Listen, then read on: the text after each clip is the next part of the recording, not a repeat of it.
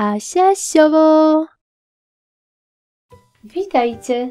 Dziś pokażę Wam, jak zrobić dużą bombkę z szyszek. Szczegółową listę wszystkich potrzebnych przedmiotów znajdziecie w opisie tego filmu. W kuli robię otwór.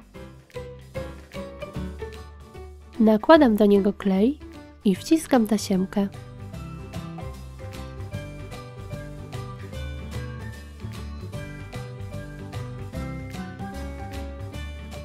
Teraz, zaczynając od góry, mocuję szyszki.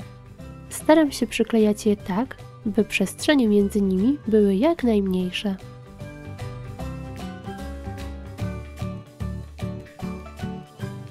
Tak oklejam całą kulę. Z łańcucha choinkowego ucinam małe kawałki.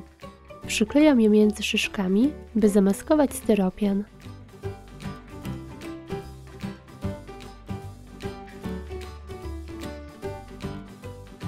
Z tasiemki robię kokardę.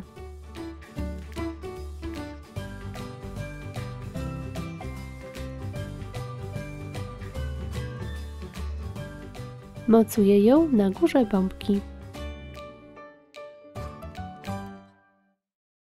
I gotowe!